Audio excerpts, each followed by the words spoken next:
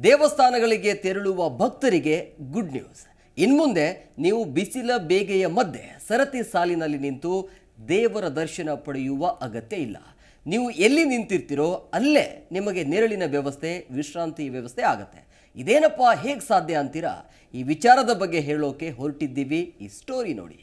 ಕಾಂಗ್ರೆಸ್ ಸರ್ಕಾರದ ಮಹತ್ವದ ಯೋಜನೆಗಳಲ್ಲಿ ಒಂದಾದ ಶಕ್ತಿ ಯೋಜನೆ ಜಾರಿಯಾಗಿ 9 ತಿಂಗಳು ಕಳೆದಿದೆ. ಸದ್ಯ ರಾಜ್ಯದ ದೇವಸ್ಥಾನಗಳಲ್ಲಿ ಮಹಿಳೆಯರದ್ದೇ ಕಾರುಬಾರು. ಶಕ್ತಿ ಯೋಜನೆಯಿಂದಾಗಿ ರಾಜ್ಯದಲ್ಲಿ ಧಾರ್ಮಿಕ ಪ್ರವಾಸೋದ್ಯಮದಲ್ಲಿ ಭಾರೀ ಚೇತರಿಕೆ ಕಂಡಿದೆ. ರಾಜ್ಯದ ಪ್ರತಿಷ್ಠಿತ ದೇವಾಲಯಗಳಲ್ಲಿ ಭಕ್ತರ ದಂಡೆ ಹರಿದು ಬರ್ತಿದೆ.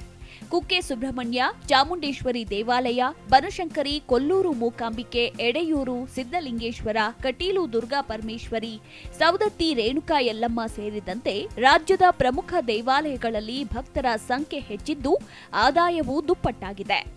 ಇನ್ನು ಸದ್ಯ ಈಗ ಬೇಸಿಗೆ ಕಾಲ, ಮಕ್ಕಳಿಗೆ ರಜೆ ಇರುತ್ತೆ. ಹೀಗಾಗಿ ದೇವಸ್ಥಾನ ಕ್ಷೇತ್ರಗಳಲ್ಲಿ ಜನಜಂಗುಳಿಯೇ ಕೂಡಿರುತ್ತದೆ.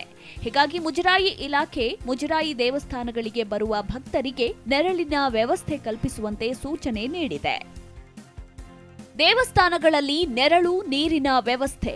ಬೇಸಿಗೆ ಆರಂಭ ಆಗುವ ಮೊದಲೇ ಬಿಸಿಲ ಪ್ರತಾಪ ಶುರುವಾಗಿದೆ. ಇದು ಆರಂಭ ಮಾತ್ರ. ಈ ಬಾರಿಯ ಬೇಸಿಗೆ ಬಿರು ಬೇಸಿಗೆ ಆಗಲಿದೆ. ಯಾಕಂದ್ರೆ ಈ ಬಾರಿ ಸಾಮಾನ್ಯಕ್ಕಿಂತಲೂ ಹೆಚ್ಚು ತಾಪಮಾನ ಇರುತ್ತೆ ಅಂತ ಹವಾಮಾನ ತಜ್ಞರು ಹೇಳಿದ್ದಾರೆ. ಕಳೆದ ಬಾರಿ ಮಳೆಯೂ ಚೆನ್ನಾಗಾಗಿಲ್ಲ. ಹೀಗಾಗಿ ಕೆರೆ ಕಟ್ಟೆಗಳು ಈಗಾಗಲೇ ಖಾಲಿಯಾಗಿವೆ. ಮಾರ್ಚ್ ಮೊದಲ ವಾರದಿಂದಲೇ ಬೇಸಿಗೆ ಆರ್ಭಟ ಹೆಚ್ಚಾಗಿದೆ.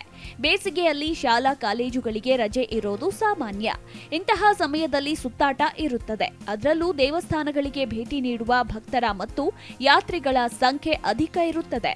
ಹೀಗಾಗಿ ಮೂಲ ಸೌಕರ್ಯ ವ್ಯವಸ್ಥೆ ಒದಗಿಸುವ ಯೋಜನೆ ಹೂಡಲಾಗಿದೆ ಎಂದು ಇಲಾಖೆ ಹೇಳಿದೆ. ದೇವರ ದರ್ಶನಕ್ಕಾಗಿ ಭಕ್ತರು ಬಿಸಿಲಿನಲ್ಲಿ ಸರದಿ ಸಾಲಿನಲ್ಲಿ ನಿಲ್ಲುವಂತಾಗಬಾರದು. ನೆರಳಿನ ವ್ಯವಸ್ಥೆ ಮಾಡಬೇಕು. ಕುಳಿತು ವಿಶ್ರಾಂತಿ ಪಡೆಯಲು ವ್ಯವಸ್ಥೆ ಮಾಡಬೇಕು. ಇನ್ನು ಸ್ಥಳಾವಕಾಶ ಇರುವಲ್ಲಿ ತಾತ್ಕಾಲಿಕವಾಗಿ ಪೆಂಡಾಲ್ಗಳನ್ನ ಅಳವಡಿಸಬೇಕು. ಶುದ್ಧ ಕುಡಿಯುವ ನೀರಿನ ವ್ಯವಸ್ಥೆ ಕಲ್ಪಿಸಲು ದಾನಿಗಳು ಮುಂದೆ ಬಂದ್ರೆ ಅವರಿಗೆ ಅವಕಾಶ ನೀಡಬೇಕು. ಬಾರದೇ ಇದ್ರೆ ದೇವಾಲಯದ ನಿಧಿಯಿಂದಲೇ ಶುದ್ಧ ಕುಡಿಯುವ ನೀರು ಒದಗಿಸಬೇಕು ಎಂದು ಮುಜರಾಯಿ ಇಲಾಖೆ ಆಯುಕ್ತರು ಸುತ್ತೋಲೆ ಹೊರಡಿಸಿದ್ದಾರೆ. ಮುಜರಾಯಿಯಿಂದ ಶೀಘ್ರ ಕಾಲ್ ಸೆಂಟರ್ ಆರಂಭ. ದೂರದ ಜಿಲ್ಲೆ, ರಾಜ್ಯಗಳಿಂದ ನಮ್ಮ ಪ್ರಸಿದ್ಧ ದೇಗುಲಗಳಿಗೆ ಬರುವ ಭಕ್ತರಿಗೆ ದೇವಾಲಯದ ಪೂಜಾ ಸಮಯ, ವಿಶೇಷತೆ, ಕೊಠಡಿ ಲಭ್ಯತೆಗಳ ಬಗ್ಗೆ ಮಾಹಿತಿ ಸಿಗೋದಿಲ್ಲ. ಇನ್ನು ಮುಂದೆ ಈ ಸಮಸ್ಯೆಗಳಿಗೆ ಮುಕ್ತಿ ಸಿಗಲಿದೆ. ಈ ವಿವರಗಳನ್ನು ತಿಳಿಸುವ ಕಾಲ್ ಸೆಂಟರ್ ತೆರೆಯಲು ಧಾರ್ಮಿಕ ದತ್ತಿ ಇಲಾಖೆ ಮುಂದಾಗಿದೆ. ಈ ಮೂಲಕ ಭಕ್ತರು ತಾವಿದ್ದ ಸ್ಥಳಗಳಿಂದಲೇ ಕರೆ ಮಾಡಿ ಅಗತ್ಯ ಮಾಹಿತಿಗಳನ್ನು ಪಡೆಯಬಹುದು. ಇದು ಸಾಕಷ್ಟು ದೂರದ ಊರುಗಳಿಂದ ದೇವಸ್ಥಾನಗಳಿಗೆ ತೆರಳುವ ಭಕ್ತಾದಿಗಳಿಗೆ ಹೆಚ್ಚಿನ ಅನುಕೂಲ ಆಗಲಿದೆ. Bureau report, Zee Kannada news.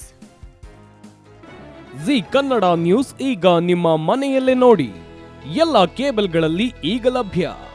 Sun Direct 292, Jio TV 1334, U Digital 162, City Cable 51, GTPL 17, Abhishek Cables 821, Rock Line Telecommunication 51, Shri Basaveshwara number 60, Vinayaka Digital number 53, In Digital number 896ರಲ್ಲಿ.